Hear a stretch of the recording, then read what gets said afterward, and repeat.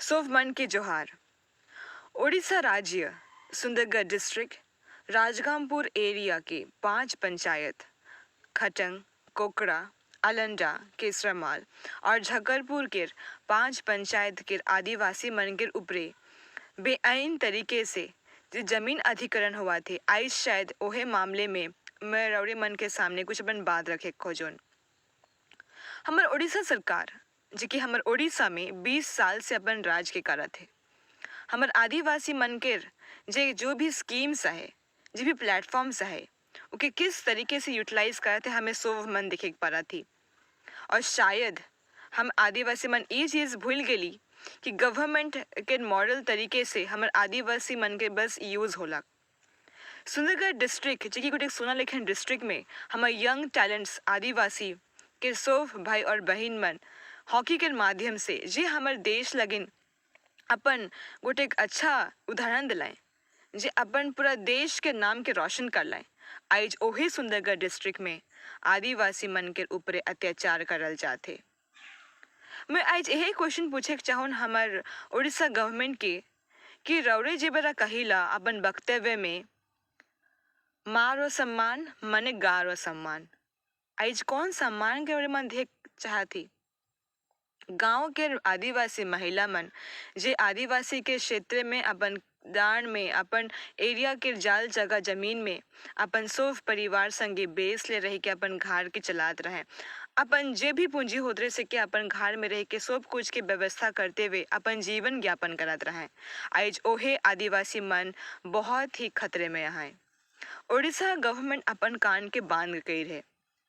आज जे भी बेआईन तरीके से ओसीएल और जेएसडब्ल्यू यह 5 पंचायत के जमीन के अधिकरण कराते हैं इलीगली, उस चीज के आगे हमें देखा होले बहुत सारा चीज हमारे मन से छुपाल गेलक। जी बड़ा रौरे मन ई बात के सुन रहा हमार गवर्नमेंट गोटे गोटे बात के कही रहा है कि जहारो जमीन खणी तहारो, जमी जहारो खणी तहारो। आज कहाँ गए रौरे मन के वादा उड़ीसा गवर्नमेंट। आदिवासी के एरिया में रौरे मन के माध्यम से जी बड़ा ग्राम सभा करल जाएला, जे कि हमार सुंदरगढ़ डिस्ट्रिक्ट गोटे शेड्यूल डिस्ट्रिक्ट है के जहाँ शेड्यूल एरिया और एसटी एससी के माध्यम से पेशा कानून के एखन लागू नहीं करा गया, पर पंचायती राज सिस्टम के माध्यम से एखन कार्यरत करात हैं, जहाँ ग्राम सभा में जे भी डिसीजन आवे से कि हमें सोफ मन मिल के ओके आगे बढ़ाइला। पर जे बेरा ई प्रस्ताव के हमर कंपनीज और गवर्नमेंट के माध्यम से ग्राम सभा में करल गेलक, से बेरा ग्राम सभा के माध्यम से ई जे कंपनीज आवा थे उकर लगिन हमें सोफ मन एक साथ ओके नहीं कह के ओके खराज कर रही। पर फिर भी आज देखा थी सो पब्लिक हियरिंग के माध्यम से जितना भी पेपर लागू पेपर कानून के माध्यम से ओके इलीगल तरीके से ओके आगे कराल जाते। आज जे बेरा आज हमर आदिवासी के एरिया के सो भाई और बहन मन यह 5 पंचायत के भुवनेश्वर में गवर्नर के सामने अपन आंदोलन के शुरू कर लाए और आज जो मन घाट घुरात है का लगिन गवर्नमेंट के माध्यम से जे बेरा इमन अपन बात के रख लाए, गवर्नमेंट आँख के और कान के बांध कही रहे और जे बेरा आदिवासी के नाम के माध्यम से जे बेरा नाम आगे ले जावे से बेरा अपन वाहवा के नाम के ले जाएला। एंड टू द गवर्नर जे कि हमारे शेड्यूल एरिया में बहुत इंपॉर्टेंट रोल प्ले करे, ओकर अधिकार रहल कि जे भी चीज़ आवे से के वो गोटम पेपर में ओके भाई रिकमेंड करे खोजेला, नहीं होले ओके अधिकार के माध्यम से ओके खराज करे पारेला। पर आज भी हमार राज्यपाल सुताला है, वो भी आइन देखा करके अपन आँख के बांध कर लाए। हमार कर्तव्य का हो चाहिए हमारे मोर प्यारे आदिवासी भाई और बहन मन स्पेशली यंग पीपल जे के देखा था मीडिया के माध्यम से हमार बात के हिने हुने तरीके से एके नहीं दिखा पड़ा थे। पर आई अर्ज और मैं रोमन के कहे चाहूँ कि रोमन अपन अपन मीडिया के यूज़ करब कल की और ई जगह में जे बेरा हमार आदिवासी भाई मन यही सुंदरगढ़ डिस्ट्रिक्ट में भले अपन परिवार संगे रह नहीं पड़ते हैं, पर यही एरिया से और मन डिफरेंट जगह पे रहा थी।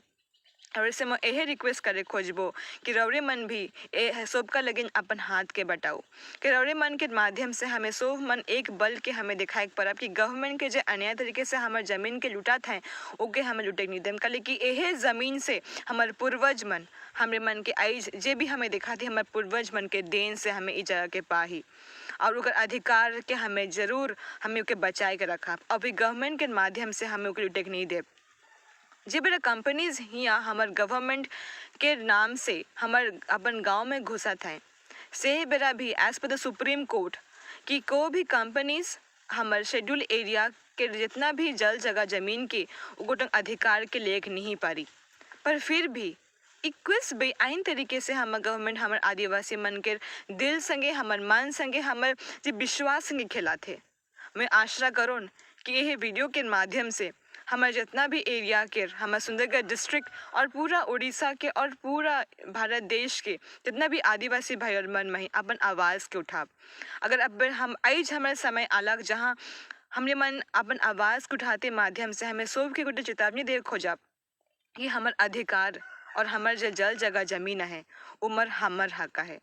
और मैं ज़रूर लास्ट में यह दो एक बात खोजबो कि जे चीज़ हमार उड़ीसा गवर्नमेंट कही रहा है माँ रो सम्मान मने गाँव रो सम्मान, और जे भी चीज़ कह रहा है कि हमर जमी जहारो खोनी तहारो, यह दुई पॉइंट कर मन के फोकस करूँ कल कि जे वादा करा इनसे मन के सो बेरा हमें धोखा खाही। और इतने कहते हुए मैं आशा करूँ कि आदिवासी होने के नाते और मन ई करते हुए के लगा और आगे बढ़ते हुए चले एक साथ एक बल होते हुए एक मन होते हुए हमार आज जे आदिवासी में इतना कठिनाई में है, दुखित में है, आने वाले समय में हमार जे हमार यंग जनरेशन है, हमार जे भाई बहन मन है वो मन की तकलीफ हमें दिखे के नहीं चाहब। इतने कहते हुए हमें चला एक साथ एक मन होते हुए आगे बढ़ते हैं और जितना भी हमार ई जगह के अफेक्टेड पंचायत में है सो मन अपन बल के स्ट्रॉन्ग करब और आने वाला समय में हमें लड़ाब और हमें जीतब। इतने कहते हुए मैं अपन वक्तव्य के अंत करत हो। आदिवासी एकता जिंदाबाद। धन्यवाद।